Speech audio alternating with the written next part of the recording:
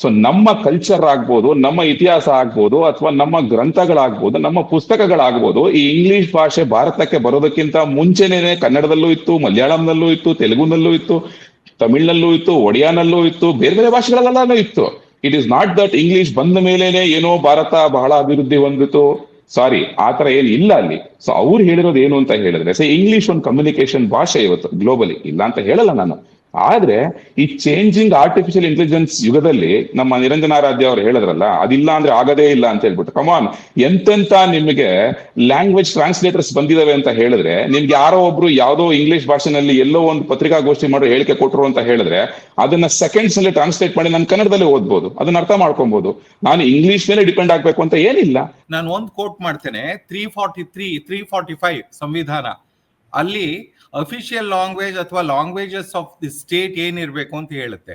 ಅಲ್ಲಿ ಪ್ರೊವಿಜೋ ಬಹಳ ಸ್ಪಷ್ಟವಾಗಿ ಕಾನ್ಸ್ಟಿಟ್ಯೂಷನ್ ಅಲ್ಲಿ ಒಂದು ಪ್ರೊವಿಜೋ ಏನಿದೆ ಅಂದ್ರೆ, provided that until the legislature of the state otherwise provided by law, the English language shall continue to be used for those official purposes within the state for which it was being used immediately before the commencement of this constitution. Parliament ಅಲ್ಲಿ ನಾವು English ನ ಬಳಸಬೇಕಾಗತ್ತೆ. ರಾಜ್ಯ ತೀರ್ಮಾನ, ನಾವು ಏನಾನ ತೀರ್ಮಾನ ಮಾಡಿದೀವ? Parliament ಈ ಬಗ್ಗೆ ಏನಾನ ತೀರ್ಮಾನ ಮಾಡಿದ್ಯಾ? ಯಾಕೆ ಅಮಿತ್ ಶಾ ಅವರು ಈ ತರದ ಹೇಳಿಕೆಗಳನ್ನ ಕೊಡ್ತಾರೆ? ಸರ್ ನೋಡಿ, ಇವತ್ತು ಬಿಜೆಪಿ ಪ್ರಪಗಂಡ ಮಾತ್ರ ಅಮಿತ್ ಶಾ ಅವರು ಏನ್ ಮಾತಾಡ್ತಾರೆ ಅದೆಲ್ಲ ತುಂಬಾ ಸ್ಪಷ್ಟವಾಗಿರುತ್ತೆ. ಅಮಿತ್ ಶಾ ಮಾತಾಡಿದ್ದೆಲ್ಲ ವೇದವಾಕ್ಯ ಅಂತ ಅನ್ಕೊಂಡಿರೋದು, ಇಡೀ ದೇಶ ಏನ್ ಅನ್ಕೊಂಡಿಲ್ಲ ಅದನ್ನ.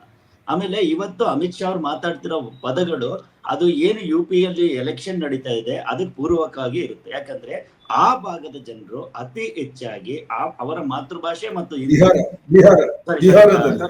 ಬಿಹಾರ್ ಅಲ್ಲಿ ಇವರು ಯಾವಾಗ್ಲೂ ಈ ನಮ್ಮ ಈ ಸೆಂಟ್ರಲ್ ಲೀಡರ್ಗಳು ಮಾತನಾಡುವಾಗ ಆ ಭಾಗದ ಎಲೆಕ್ಷನ್ಗೆ ಪೂರಕವಾಗಿ ಮಾತಾಡಿರ್ತಾರೆ ಬಿಟ್ರೆ ಇಡೀ ದೇಶಕ್ಕೆ ಸಂಬಂಧಪಟ್ಟಂತ ಮಾತುಗಳಂತ ನಾನು ಒಪ್ಕೊಳ್ಳಲ್ಲ. ಒಂದು ವಿಷಯ. ಇನ್ನೊಂದು ವಿಷಯ, ಭಾರತದ ಕಾನ್ಸ್ಟಿಟ್ಯೂಷನ್ ಮೊದಲಿಗೆ ಬರೆದಿದ್ದು ಇಂಗ್ಲಿಷ್ ನಲ್ಲಿ, ಅದನ್ನ ತರ್ಜುಮೆ ಮಾಡಿರೋದು ಹಿಂದಿಗೆ ಅನ್ನೋದನ್ನ ನೀವು ನೋಡ್ಬೋದು.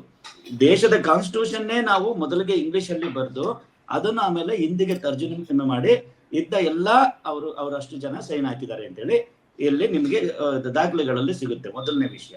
ಆನಂತರ ಇಡೀ ದೇಶದಲ್ಲಿ ಇವತ್ತು ಇಡೀ ದೇಶನ ಒಟ್ಟಾಗಿ ಒಂದಾಗಿ ಇಟ್ಕೊಂಡಿರ್ಬೇಕಾದ್ರೆ ಹಿಂದಿ ಪ್ರಯತ್ನಕ್ಕಿಂತ ಹೆಚ್ಚಾಗಿ ಇಂಗ್ಲಿಷ್ ಪ್ರಯತ್ನ ಇದೆ. ಕುಮಾರಸ್ವಾಮಿ ಅವರು ಅಮಿತ್ ಶಾ ಹತ್ರ ಮಾತಾಡ್ಬೇಕಾದ್ರೆ ಹಿಂದಿ ಬರಲ್ಲ ಅಂದ್ರೆ ಇಂಗ್ಲಿಷ್ ಅಲ್ಲೇ ಮಾತಾಡೋದು.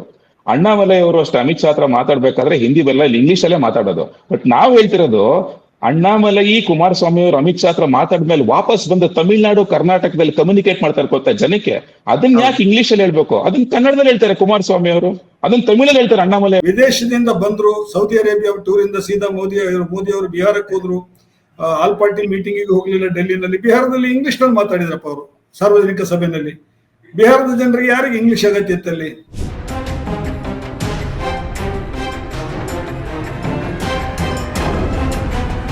ಇದು ಮೋಹನ್ ಅವರು ಸ್ವಲ್ಪ ನಮ್ಮನ್ನೆಲ್ಲ ದಾರಿ ತಪ್ಪಿಸ್ತಾ ಇದಾರ ಅಂತ. ಯಾಕೆಂದ್ರೆ ಇಲ್ಲಿ ಬಹಳ ಮುಖ್ಯವಾಗಿ ಚರ್ಚೆ ಮಾಡ್ತಿರ್ತಕ್ಕಂಥ ವಿಷಯ, ಮೋಹನ್, ಇಂಗ್ಲಿಶನ ಯಜಮಾನಿಕೆಯನ್ನ ಕಡಿಮೆ ಮಾಡೋದಕ್ಕೂ ಇಂಗ್ಲಿಶನ ಒಂದು ಸಂಪರ್ಕ ಭಾಷೆಯಾಗಿ ಬಳಸೋದಕ್ಕೂ ವ್ಯತ್ಯಾಸ ಇದೆ. ತಾವೇ ಹೇಳಿದ್ರಿ, ಕುಮಾರಸ್ವಾಮಿ ಆಗ್ಲಿ ಅಣ್ಣಾಮಲೈ ಆಗ್ಲಿ ಅಮಿತ್ ಶಾ ಹತ್ರ ಮಾತಾಡುವಾಗ ಇಂಗ್ಲಿಷಲ್ಲಿ ಮಾತಾಡ್ತಾರೆ ಅಂತ. ಹಾಗಾದ್ರೆ ಅಮಿತ್ ಶಾ ಕುಮಾರಸ್ವಾಮಿಗೂ ಮತ್ತೆ ಅಣ್ಣಾಮಲೈಗೂ ನಾಚಿಕೆ ಆಗ್ಬೇಕು ಅಂತ ಹೇಳಿದ್ರ? ಅವ್ರಿಗೆ ನಾಚಿಕೆ ಆಗ್ಬೇಕು ಅಂತ ಹೇಳಿದ್ರು ಅಂತ ತಾವು ಒಪ್ಕೋತೀರಾ? ಇಂಗ್ಲಿಷ್ ಭಾಷೆ ಮಾತಾಡೋರಿಗೆ ನಾಚಿಕೆ ಆಗ್ಬೇಕು ಅನ್ನೋದಾದ್ರೆ ಕುಮಾರಸ್ವಾಮಿಗೆ ನಾಚಿಕೆ ಆಗ್ಬೇಕು, ಅಣ್ಣಾಮಲೈಗೆ ನಾಚಿಕೆ ಆಗ್ಬೇಕು, ಸ್ಟಾಲಿನ್ಗೆ ನಾಚಿಕೆ ಆಗ್ಬೇಕು. ಇವತ್ತು ನಾಳೆ ನೀವು MBBS ಓದ್ತಿರೋ ಮಕ್ಕಳಿಗೆ ಯಾವ ಭಾಷೆಯಲ್ಲಿ ನೀವು ಪಾಠಗಳನ್ನ ಮಾಡ್ತೀರಾ? ಇಂಗ್ಲಿಷ್ ಅಲ್ಲಿ ಮಾಡ್ತೀರಾ, ಹಿಂದಿಯಲ್ಲಿ ಮಾಡ್ತೀರೋ? ಇದನ್ನ ಅಮಿತ್ ಶಾ ಅವ್ರು ಬಂದು ಹೇಳ್ಬೇಕಲ್ವಾ? ಅವರಿಗೆ ಬಾಯಿಗೆ ಬಂದಿದ್ದನ್ನ ಹೇಳೋದ್ಕಿಂತ ಮೊದಲು ಅಂತ ಉನ್ನತ ಹುದ್ದೆಯಲ್ಲಿರೋರು, ಇಲ್ಲ ದೇಶದಲ್ಲಿ 2ನೇ ಉನ್ನತ ಸಚಿವರಾಗಿರೋರು ಅವರು, ಹೌದು ನಾವು ಕನ್ನಡ ಇಂಗ್ಲಿಷ್ ಮಾತಾಡೋದಕ್ಕೆ ನಾಚಿಕೆ ಪಡಬೇಕು ಅಂದ್ರೆ ನೀವು MBBS ಸ್ಟಡೀಸ್ ನ ಯಾವ ಭಾಷೆಯಲ್ಲಿ ಹೇಳ್ಕೊಡ್ತೀರಾ? ಸೈನ್ಸ್ ಶಾಲಾ ಕಾಲೇಜ್ಗಳಲ್ಲಿ ಓದುವಂತ ಮಕ್ಕಳಿಗೆ ಯಾವ ಭಾಷೆಗೆ ಹೇಳ್ಕೊಡ್ತೀರೋ? ತಮಿಳಲ್ಲಿ ಹೇಳ್ತಿರೋ, ಕನ್ನಡದಲ್ಲಿ ಹೇಳ್ತಿರೋ, ಹಿಂದಿಯಲ್ಲಿ ಹೇಳ್ಕೊಡ್ತಿರೋ? ಅದಕ್ಕೆ ಪರಿಣಿತಿ ಇರುವಂತ ಶಿಕ್ಷಕರು ಈಗ ಇದಾರ ನಮ್ಮ ಹತ್ರ.